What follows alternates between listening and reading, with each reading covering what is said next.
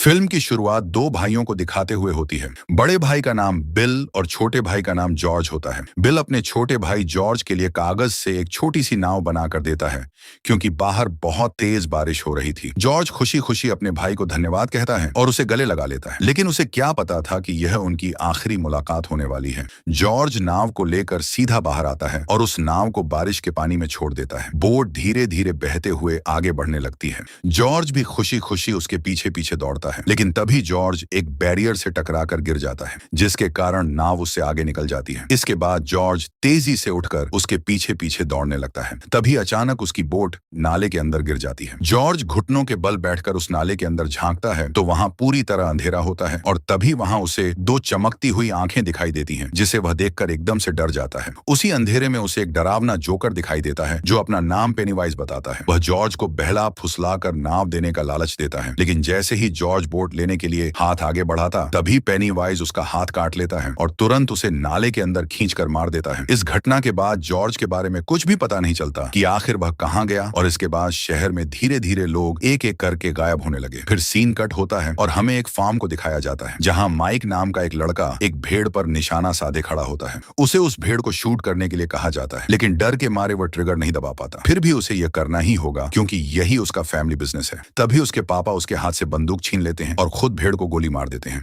फिर माइक को धमकाते हुए कहते हैं कि अगर इस दुनिया में जिंदा रहना है तो मजबूत बनना होगा, वरना यह दुनिया कमजोर लोगों को कभी नहीं छोड़ती। दूसरी तरफ हमें एक स्कूल दिखाया जाता है जो अब गर्मियों की छुट्टी हो गई है। बिल और उसके दोस्त स्कूल से बाहर निकलते हैं। वे सभी बच्चे समर वेकेशन से बहुत खुश भी थे और स्कूल के बाहर खड़े होकर अपने प्रोजेक्ट्स के बारे में बात कर रहे होते हैं। इसी दौरान वहां एक औरत स्कूल के बाहर खड़ी अपनी बेटी का इंतजार कर रही होती है जो पिछले एक हफ्ते से लापता है, और उसकी माँ अब भी उसके लौटने की उम्मीद लगाए खड़ी होती है। तभी कुछ बदमाश लड़के वहां आ जाते हैं और बिल के दोस्तों को परेशान करने लगते हैं। ये नजारा देखकर बिल का गुस्सा फूट पड़ता है और वह आगे बढ़कर उसे धमकी देता है। कहता है कि तुम सब बहुत पछताओगे। ये बात सुनकर बदमाशों का लीडर हेनरी आगे बढ़ता है और बिल से कहता है कि मैं तुम्हें तुम्हारे छोटे भाई की वजह से छोड़ा था, लेकिन अब मैं तुम्हें भी बिल्कुल नहीं छोड़ूंगा।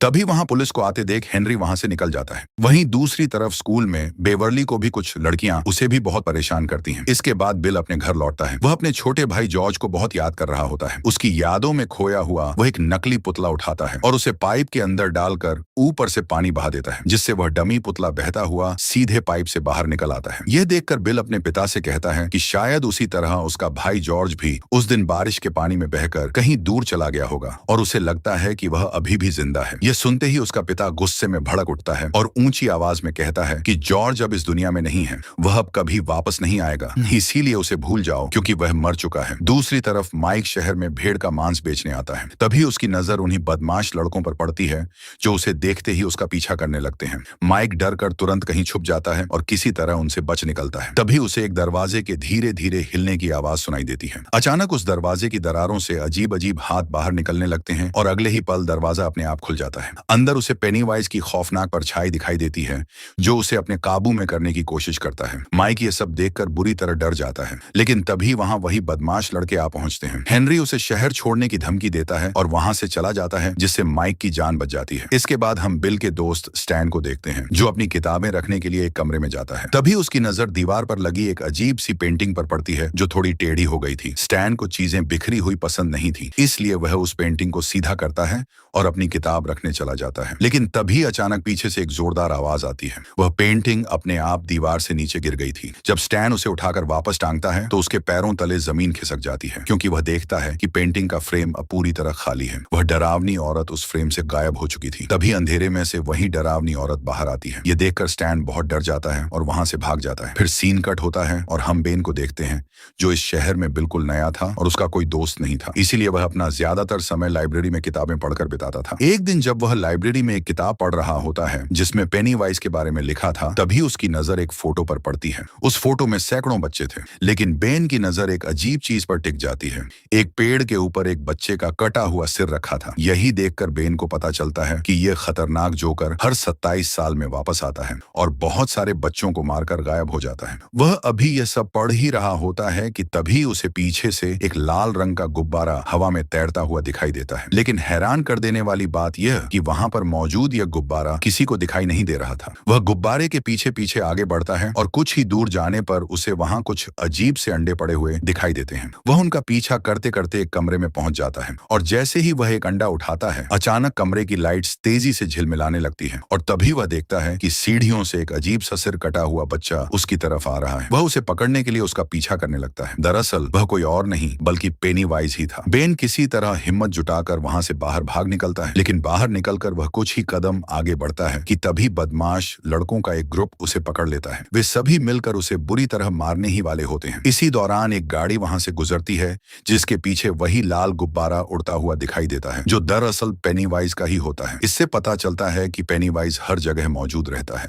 और बच्चों को डराकर अपने जाल में फंसा रहा है। इधर बदमाश लड़का हेनरी बेन के पेट पर चाकू से अंग्रेजी का एच अक्षर काट देता है। बेन दर्द से चीख उठता है, लेकिन वह हिम्मत करके हेनरी को जोर से लात मारता है और वहां से अपनी जान बचाकर भाग जाता है। बदमाश उसका पीछा करते हैं, लेकिन बेन उनसे बचकर काफी दूर निकल जाता है। दूसरी तरफ बिल अपने कुछ दोस्त के साथ उस शहर के नाले का आखिरी हिस्से तक आते हैं और अपने भाई को ढूंढ रहा होता है, लेकिन वहां पर उसके भाई का नहीं बल्कि किसी और बच्चे का जूता मिलता है। लेकिन अभी वह सभी लोग मिलकर बिल के भाई को ढूंढने के लिए अंदर जाते हैं। उसी टाइम बन भागते भागते एक बड़े नाले के पास जा गिरता है। वहां खुशकिस्मती से बिल और उसके दोस्त पहले से मौजूद थे। ये सब देखते हैं कि बेन खून से लथपथ पड़ा है, इसलिए वे बिना वक्त गंवाए उसकी मदद करते हैं और उसे अपनी साइकिल पर बैठाकर वहां से सुरक्षित निकाल ले जाते हैं। लेकिन हेनरी का एक दोस्त पैट्रिक बेन को ढूंढते हुए उसी नाले के पास पहुंच जाता है। बाकी सब तो वहां से जा चुके थे, लेकिन पैट्रिक को नाले के अंदर से कुछ आवाजें सुनाई देती हैं। उसे लगता है कि शायद बेन यहीं कहीं छुपा है। पैट्रिक के हाथ में एक स्प्रे और लाइटर था। उस स्प्रे और लाइटर से आग जलाकर वह अंधेरे के अंदर रास्ता देखते हुए आगे बढ़ता है। अंदर घुप अंधेरा और भयंकर बदबू थी। उसे अंदर से अजीब सी फुसफुसाहटें सुनाई देती हैं। पैट्रिक अपना लाइटर और स्प्रे जलाता है तो आग की रोशनी में उसे सामने कुछ खौफनाक सड़े गले शैतान दिखते हैं जो उसकी तरफ बढ़ रहे थे। पैट्रिक की रूह कांप उठती है और वह चीखते हुए पीछे मुड़कर बाहर भागने की कोशिश करता है, लेकिन जैसे ही वह एग्जिट के पास पहुंचता है तभी लोहे की ग्रिल नीचे गिर जाती है और रास्ता बंद हो जाता है। वह वहीं फंस गया था और अंधेरे में उसे सांस लेने में तकलीफ होने लगती है। ठीक तभी उसके सामने हवा में एक लाल गुब्बारा तैरता हुआ आता है। गुब्बारा फट जाता है और उसके पीछे से वह भयानक जोकर पेनीवाइज अपना विशाल मुंह खोलकर पैट्रिक के ऊपर झपट पड़ता है। पैट्रिक की चीख उस गटर में गूंजती है और फिर हमेशा के लिए खामोश हो जाती है और अब वह इस शहर का अगला मिसिंग केस बन चुका है। बिल और उसके बाकी के दोस्त बेन के लिए दवाइयां और पट्टियों के साथ कुछ जरूरी सामान ले रहे होते हैं, लेकिन इसके लिए उनके पास पैसे कम होते हैं। उसी मार्ट में बेवर्ली भी होती है जो मेडिसिन लेने में उनकी मदद करती है और फिर यह ग्रुप बेवर्ली को उस नाले के आखिरी हिस्से पर चलने के लिए इनवाइट करते हैं। बेवर्ली जब घर पहुंचती है तब उसके पिता उसके साथ काफी अजीब हरकत करते हैं। अपने पिता की वजह से बेवर्ली काफी ज्यादा अपसेट रहती थी, लेकिन इस बार तो वह इतना ज्यादा दुखी होती है कि वह अपनी बाल को ही काट लेती है। इसके बाद सभी दोस्त बेन के घर पहुंचते हैं। उसके घर की दीवारों पर कई अजीब और पुरानी पेंटिंग्स लगी होती हैं। तभी उनकी नजर एक पेंटिंग पर पड़ती है जिसमें पेनीवाइज की डरावनी तस्वीर नजर आती है। इसका मतलब साफ था कि वह अब भी उनका पीछा कर रहा है, लेकिन उस वक्त वे इस बात को नजरअंदाज कर देते हैं। दूसरी तरफ एडी अपने घर की ओर जा रहा होता है। रास्ते में उसे एक अजीब और डरावना घर दिखाई देता है। तभी उसकी दवा लेने का समय हो जाता है और वह जेब से दवा निकालता है। जैसे ही वह गोली लेने वाला होता है उसी घर के अंदर से अजीब अजीब आवाजें आने लगती हैं। ये सुनकर उसके दिल में एक अजीब सा डर बैठ जाता है, लेकिन वह खुद को संभाल कर आगे बढ़ने लगता है। तभी उसकी दवा हाथ से गिर जाती है। एडी झुककर एक एक गोली उठाने लगता है और जैसे ही वह आखिरी गोली को उठाने जाता है तभी अचानक एक अजीब सा हाथ उसकी गोली उठा लेता है। एडी जैसे ही ऊपर देखता है उसके सामने एक खौफनाक इंसान खड़ा होता है। यह देखकर एडी बुरी तरह घबरा जाता है और तुरंत वहां से भागने लगता है। भागते भागते वह एक जगह रुकता है और दूर खड़ा उसे वहीं पेनीवाइज दिखाई देता है। ये नजारा देखकर एडी के होश उड़ जाते हैं। इधर बेवर्ली जब अपने घर पर आती है तभी उसे एक कार्ड मिलता है जिस पर एक अजीब सी कविता लिखी होती है। वह उसे पढ़ ही रही होती है कि अचानक बाथरूम के बेसिन से अजीब सी आवाजें आने लगती हैं। जब वह ध्यान से सुनती है तो उसे अंदर से बच्चों के चीखने चिल्लाने की आवाजें सुनाई देती हैं, जैसे वे उसे अपनी ओर बुला रहे हों। डरते डरते बेवर्ली बेसिन के अंदर एक इंची टेप डालती है। जैसे ही बेवर्ली उसे बाहर निकालती है वह पूरी तरह खून से लथपथ होता है और उस पर इंसान के बाल चिपके होते हैं। तभी अचानक वहीं बाल जिंदा होकर उसके हाथों को जकड़ लेते हैं और उसे अंदर की तरफ खींचने लगते हैं। अगले ही पल वॉशिंग से बहुत सारा खून बाहर आने लगता है और देखते ही देखते देखते पूरा बाथरूम, यहाँ तक कि बेवर्ली भी खून से भीग जाती है। बेवर्ली की चीखें सुनकर उसके फादर घबराकर तुरंत वहां दौड़े चले आते हैं। वह उससे पूछते हैं, इतना क्यों चिल्ला रही हो? बेवर्ली घबराई हुई आवाज में बताती है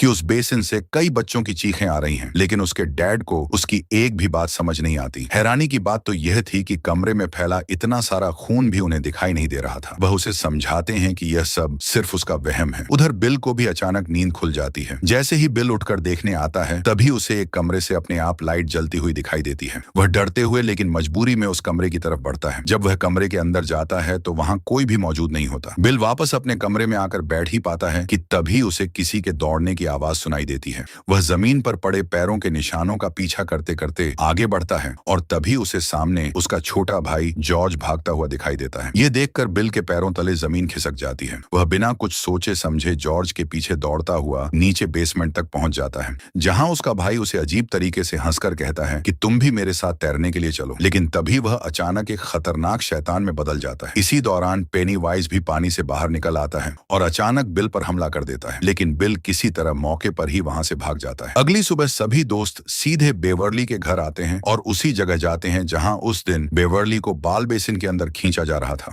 वहां इतना सारा खून देखकर सभी दोस्त घबरा जाते हैं, लेकिन बेवर्ली सोच में पड़ जाती है कि उसके पिता को वो सब नजर क्यों नहीं आ रहा था। फिर वह सभी मिलकर उस वॉशरूम को क्लीन करते हैं। कुछ टाइम के बाद सभी फ्रेंड्स मिलकर आपस में डिस्कस करते हैं कि यहाँ पर कुछ सही नहीं हो रहा, कुछ ना कुछ तो गड़बड़ जरूर हो रहा है, क्योंकि उन लोगों के साथ भी कुछ ना कुछ अजीबोगरीब हो रहा था। कुछ देर बाद वे सब वहां से निकलकर बाहर आ जाते हैं। रास्ते में उन्हें बदमाश लड़कों की कार खड़ी दिखाई देती है और पास में ही किसी की साइकिल भी गिरी होती है। उन्हें कुछ अजीब सी लगता है, इसीलिए सभी दोस्त उनका पीछा करने लगते हैं। उधर बदमाश लड़के माइक को जबरदस्ती सड़ा हुआ मांस खाने के लिए मजबूर कर रहे होते हैं। तभी उसी समय माइक को पास ही पेनीवाइज दिखाई देता है, जो अपने हाथ में किसी बच्चे का कटा हुआ हाथ पकड़कर हिला रहा होता है। इससे पहले कि पेनीवाइज माइक को अपने पास बुलाता, तभी हेनरी माइक को पकड़कर मारने लगता है और उस पर पत्थर उठाने ही वाला होता है। उसी वक्त दूर से पत्थर आकर हेनरी के सिर पर लगता है। ये पत्थर कोई और नहीं बल्कि माइक के दोस्त फेंक रहे होते हैं, जिसके बाद दोनों ग्रुप के बीच पत्थरबाजी शुरू हो जाती है। यहाँ बिल और उसके दोस्तों ने उन बदमाश लड़कों पर इतने पत्थर बरसाए कि वह मौके पर ही वहां से भाग निकले,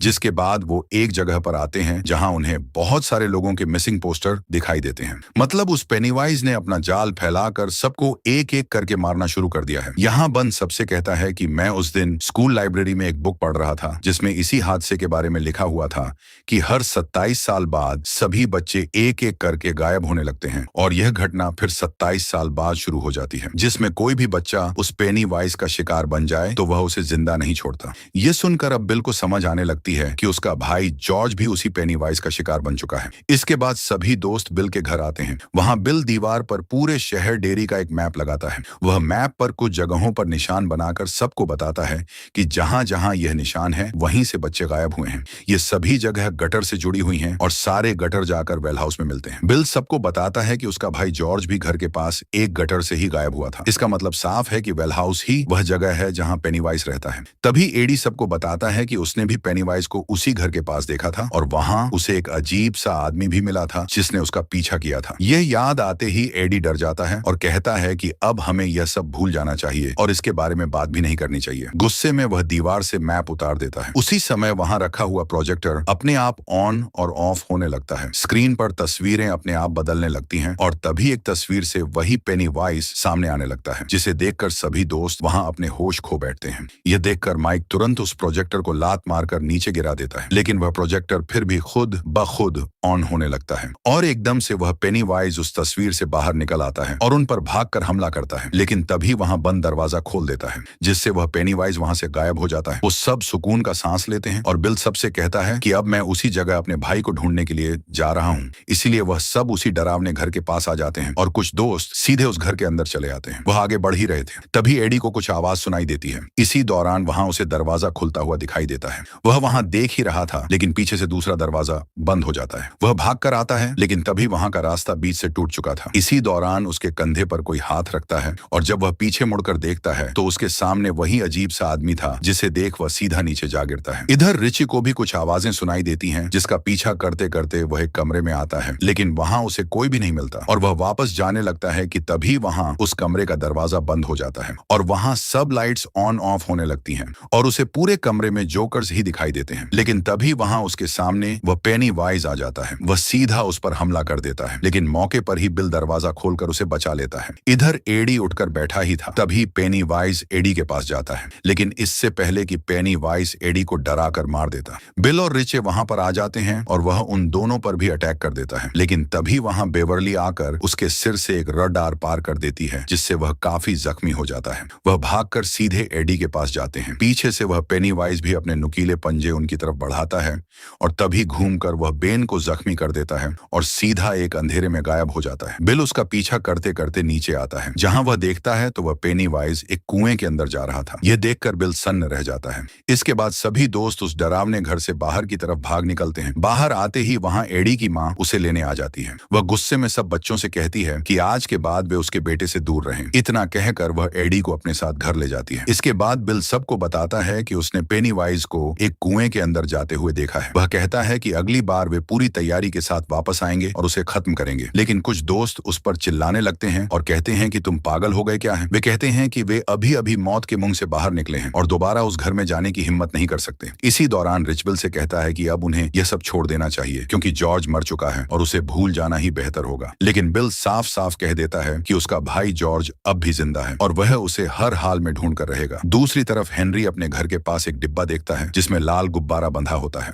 पास ही उसे एक और लाल डिब्बा मिलता है। वह जैसे ही उसे खोलता है, अंदर उसका ही चाकू होता है, वही चाकू जो बेन को चोट पहुंचाते वक्त उसके हाथ से गिर गया था। इसके बाद वह सीधे अपने पिता के पास घर के अंदर चला जाता है। वहां जाते ही वह अचानक अपने पिता की गर्दन पर चाकू रख देता है। उसी समय टीवी अपने आप ऑन हो जाती है और उस पर एक वीडियो चलने लगता है जिसमें साफ साफ पेनीवाइज दिखाई देता है और आवाज आने लगती है, सबको मार दो। पेनीवाइज के काबू में आकर हेनरी अपने पिता को मार डालता है। तभी वह सामने देखता है तो पेनीवाइज पूरी टीवी स्क्रीन पर नजर आता है। अब हेनरी पूरी तरह उसके काबू में आ चुका होता है और वह उसका साथी बन जाता है। दूसरी तरफ बेवर्ली का पिता उससे अजीब और डरावनी बातें करने लगता है, जिसे देखकर बेवर्ली डर जाती है। तभी उसका पिता उस पर हमला कर देता है। बेवर्ली भागकर बाथरूम में घुस जाती है और दरवाजा बंद कर लेती है, लेकिन उसका पिता उसे ढूंढते हुए बाथरूम तक पहुंच जाता है और दरवाजा तोड़ देता है, लेकिन अंदर बेवर्ली नहीं मिलती। जैसे ही वह पर्दा हटाता है, पीछे से बेवर्ली उस पर सिंक से हमला कर देती है और वह बेहोश हो जाता है। बेवर्ली जैसे ही पीछे मुड़ती है, तभी पेनी वाइज अचानक उसे गले से पकड़ लेता है और उसे अपने साथ खींच कर ले जाता है। इसी बीच बिल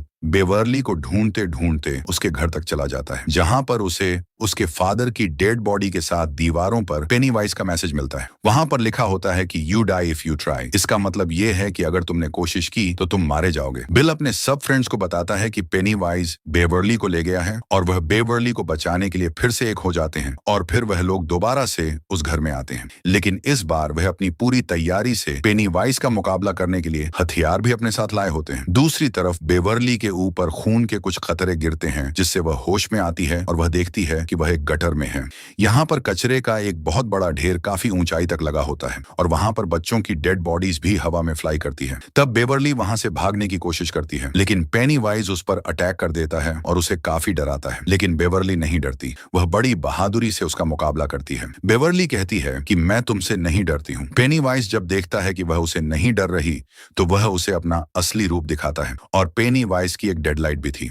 उसे देखकर बेवर्ली फौरन बेहोश हो जाती है। इधर सभी दोस्त नीचे कुएं तक चले गए थे, लेकिन माइक आखिर में जाने ही वाला था। तभी हेनरी आकर उस पर हमला कर देता है और उसे नीचे गिरा देता है। बाकी दोस्त उसे जोर जोर से बुलाते हैं, लेकिन इसी दौरान हेनरी वह रस्सी ऊपर खींच लेता है। इसके बाद हेनरी माइक को बुरी तरह पीटने लगता है। वो शॉटगन लेकर उसे मारने ही वाला था। तभी माइक जोर से अपने ऊपर से गन को हटा देता है और माइक मौके पर ही उसके सर पर पत्थर दे मारता है। इसी दौरान वह उसे धक्का देकर सीधे उसे कुएं में गिरा देता है। इधर स्टैन अपने दोस्तों से बिछड़ चुका था और वह एक नाले में गुम हो जाता है। यहाँ वह पेनीवाइज भी उसके शिकार के लिए उसके पीछे ही था। यहाँ सभी दोस्त स्टैन को ढूंढने में लगे हुए थे, लेकिन इधर स्टैन को वह पेनीवाइज अपने काबू में कर रहा था और तभी एक औरत की शक्ल में वह उसके पास आ जाता है। इधर सभी दोस्त भी वहां पर आ चुके थे और उनके देखते ही पेनीवाइज स्टैन पर हमला करता है, लेकिन खुशकिस्मती से स्टैन बच जाता है। तभी बिल को वहां उसका भाई खड़ा हुआ दिखाई देता है। ये देखकर वह उसके पीछे पीछे भागता है और भागते भागते एक जगह पर पहुंच जाता है जहां वह बेवर्ली को ऊपर लटका हुआ देखता है। इसी दौरान सभी दोस्त भी वहां आ जाते हैं। वहां का नजारा देखकर उनके रोंगटे खड़े हो जाते हैं, क्योंकि वहां लाशों का ढेर था जो हवा में झूल रहा था।